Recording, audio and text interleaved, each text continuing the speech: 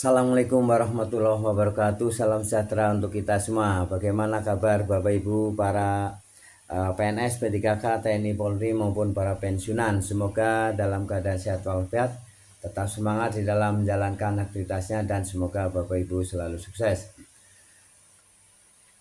Ada informasi yang menggembirakan ya bagi kita semuanya, masyarakat terutama ya.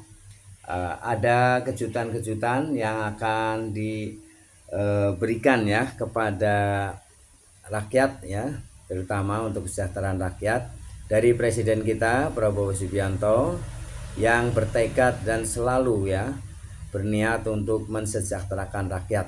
Nah, kejutan-kejutan apa yang akan dilakukan ya, yang tentunya banyak pro dan kontra ya. Ada saja yang kontra ya terhadap apa yang menjadi kebijakan, tetapi beliau tetap tegar ya di dalam berprinsip bahwa untuk kesejahteraan rakyat maka tetap dilakukan.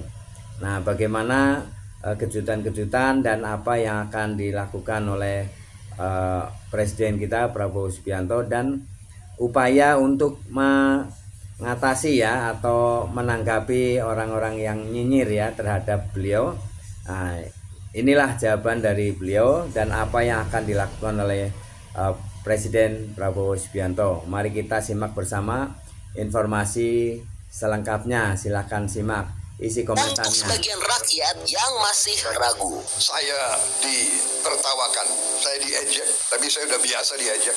Mana mungkin menghilangkan kemiskinan, mana mungkin menghilangkan kelaparan. Apa? Mau kasih makan bergizi? Hahaha, ketawa. Saya percaya manusia, apalagi pemimpin, harus berani punya tujuan, harus berani punya sasaran yang tinggi, jangan sasaran yang rendah. Saya diejek lagi, Prabowo bisa aja dia ngomong. Saudara-saudara, saya selalu mengutip Bung Karno. Bung Karno mengajarkan dari dulu, gantungkan cita-citamu setinggi langit. Kalau kau tidak sampai ke langit, minimal kau jatuh di antara bintang-bintang. Saya hitung angka-angka, saya percaya, saya yakin kita mampu. Kebocoran-kebocoran kita, kalau kita hemat, kalau pemerintah itu ketat, bersih, efisien, saya yakin bisa. Tapi ini butuh jiwa besar. Kalimat Pak Prabowo itu sudah jadi janji dan harus ditepati dan harus dipenuhi. Pak Prabowo itu selalu mengutip Bung Karno, gantungkanlah cita-citamu setinggi langit. Kalau kita jatuh di antara bintang-bintang. Jadi ini niat Pak Prabowo 3 juta ini adalah niat mulia bagi rakyat. dan sebagian pasti bertanya-tanya dari mana dana pemerintah untuk membangun 3 juta rumah ini. Nah, dengernya tuh enak ya. 3 juta rumah buat rakyat. Sebagai bagian dari bangsa ini tentunya kita senang dong. Segala sesuatu yang dibangun, dibuat untuk rakyat, kita pasti gembira. Tapi bagaimana menuju ke sana? Jawabannya adalah sebagian besar dananya dari pengalihan subsidi yang tidak tepat sasaran, dan pemerintah akan melakukan efisiensi besar-besaran. Sudahlah, acara-acara yang tidak penting kurangi. Ya, seminar, terlalu banyak rapat.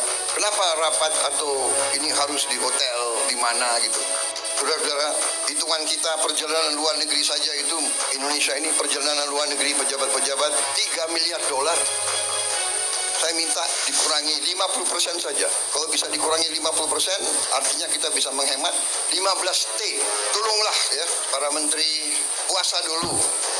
Puasanya 5 tahun.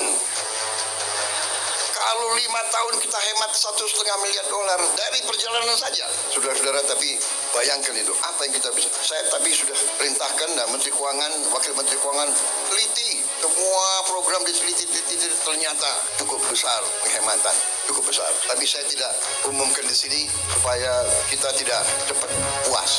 Jadi saya mohon juga pada gubernur terpilih, bupati terpilih, ya, ketat, efisien, kurangi yang bersifat tidak kritis. Kritis untuk kepentingan rakyat, kritis kepentingan langsung, nggak usah terlalu banyak seminar. Kita sudah tahu keseluruhan rakyat, ya kan? Sudah tahu, Bapak, masalah Indonesia ini adalah ini sudah tahu. Kita ini tidak punya satu datanya banyak, saya tahu. banyak peraturan undang-undang bertabrakan. Saya tahu. Solusinya bagaimana? Ya, Menteri Perumahan Rakyat di sini diwakili wakil menteri, ya kan? Rakyat miskin, rakyat muda yang masih muda butuh rumah. Nggak usah diseminarkan berapa jumlah rumah, tipe berapa. Dia butuh segera. Kalau sudah berdiri minimal 3 juta rumah, Fahri Hamzah boleh senyum-senyum. Sekarang jangan senyum dulu kau. Lalu untuk 1 juta rumah di perkotaan, pemerintah saat ini sudah mendapatkan dana dari Qatar. Selanjutnya, penandatanganan MOU antara Menteri Perumahan dan Kawasan Permukiman dengan Yang Mulia Sheikh Abdul Aziz bin Abdul Rahman Al Tan tentang pengembangan proyek hunian 1 juta unit.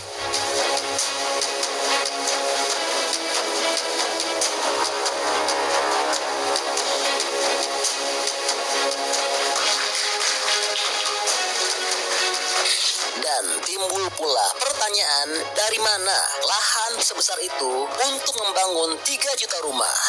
Tanahnya dari mana? Bagaimana dapatkan lahannya?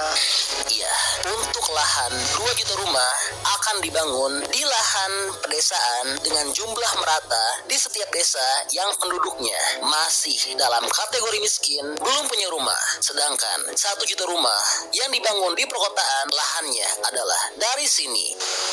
Mengenai lahan, kami mendapatkan arahan yang sangat jelas bahwa memang lahan-lahan yang ada, misalnya dari Kejaksaan Agung, dari tanah-tanah hasil korupsi yang disita, kemudian akan diproses lebih lanjut.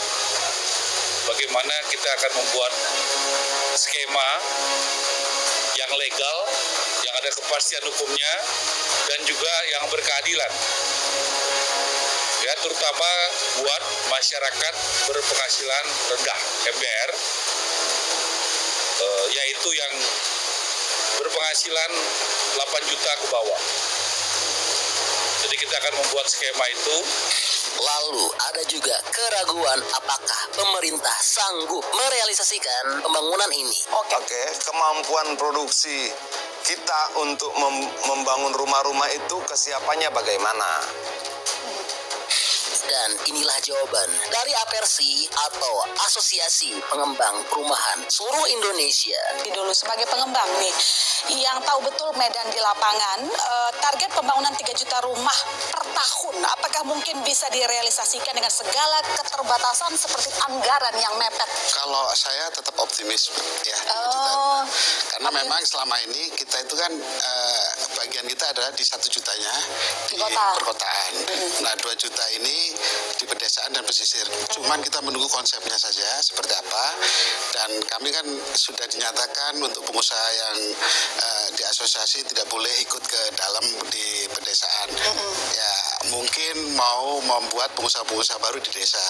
Tapi kami juga tidak mau program ini gagal, sehingga kami bersiap-siap untuk membantu edukasi. Ya kan, kalau membangun mungkin keahlian orang desa sudah oke. Tapi kalau memang yang disampaikan Satgas tadi, optimisnya kami hanya sekian unit di desa, saya yakin bisa. Wah, luar biasa ya. Ya, jadi ini info update untuk tanah air. Nah, kalau menurut teman-teman kira-kira bagaimana nih pendapatnya? Setelah mendengar update ini, teman-teman seneng nggak? Atau tepatan sasaran serta Artinya bahwa ini rumah betul. tepatan sasaran serta tentu mengurangi. Artinya bahwa ini rumah betul-betul gratis.